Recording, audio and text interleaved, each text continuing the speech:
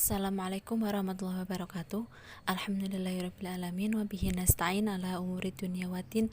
Wassalatu wassalamu ala ashrafil anbiya wal mursalin Sayyidina wa maulana Muhammadin wa ala alihi washabihi ajmain, amma ba'du. Yang terhormat Bapak Ridho Riyadi MPTI selaku dosen mata kuliah metodologi studi Islam serta teman-teman yang saya cintai. Pertama-tama saya akan memperkenalkan nama kelompok kami. Yang pertama, Sania Rizka Rahmatul Asilah, NIM 2120187. Yang kedua, Elma Apriliana, NIM 2120189. Kelompok kami akan menjelaskan materi tentang model penelitian ilmu tafsir Al-Quran. Pengertian metode penelitian tafsir Al-Quran. Tafsir berasal dari kata fasaro yufasiru tafsiron, artinya keterangan atau uraian. Secara terminologi, tafsir Abu Hasan yang dikutip oleh Mana Al-Qattan ialah ilmu yang membahas tentang cara mengucap lafaz-lafaz Al-Quran, tentang petunjuk hukum-hukumnya baik ketika berdiri sendiri maupun ketika tersusun, dan makna-makna yang dimungkinkan baginya tersusun serta hal-hal yang melengkapinya.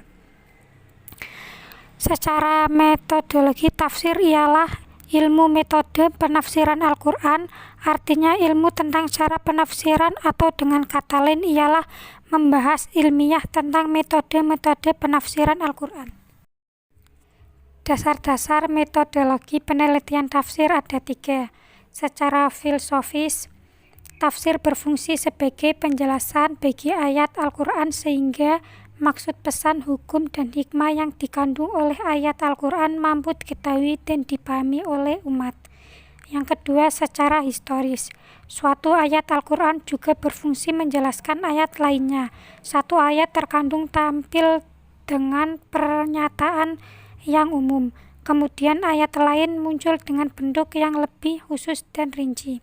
Dan yang terakhir, secara yudiris, ayat Al-Quran menganjurkan untuk melakukan tadabbur atau penelitian. Dalam beberapa ayat Al-Quran terdapat ungkapan afala ta'qilun, afala tatafakkarun, ungkapan-ungkapan petunjuk motivasi bagi umat Islam agar senantiasa melakukan penyelidikan, penelitian terhadap hal apa saja yang di dunia, termasuk ayat Al-Quran. Kemudian metode penafsiran. Metode penafsiran ada 4. Yang pertama, metode tahlili, yaitu metode penafsiran yang berusaha menerangkan arti ayat-ayat Al-Quran dengan berbagai seginya, berdasarkan urutan ayat dan surat dalam Al-Quran, Mushaf Utsmani, dengan menonjolkan pengertian dan kandungan lafaz-lafaznya, hubungan ayat dengan ayatnya, sebab nuzulnya, hadis-hadis Nabi Muhammad SAW yang ada kaitannya dengan ayat-ayat yang ditafsirkan itu, serta pendapat para sahabat dan ulama-ulama lainnya. Yang kedua, metode ijmali. Metode ijmali yaitu menafsirkan Al-Quran dengan cara menjelaskan ayat-ayat Al-Quran dengan singkat dan global, yaitu penjelasannya tanpa menggunakan uraian atau penjelasan yang panjang lebar dan kadang menjelaskan kosakatanya saja. Yang ketiga, metode muqaron, yaitu mengemukakan penafsiran ayat-ayat Al-Quran yang membahas suatu masalah dengan cara membandingkan antara ayat dengan ayat atau antara ayat dengan hadis, baik dari segi isi maupun redaksi, atau antara pendapat-pendapat para ulama. Tafsir dengan menonjolkan segi perbedaan tertentu dengan objek yang dibandingkan. Yang keempat, metode maudhu'i, yaitu membahas ayat-ayat Al-Quran sesuai dengan tema atau judul yang telah ditetapkan.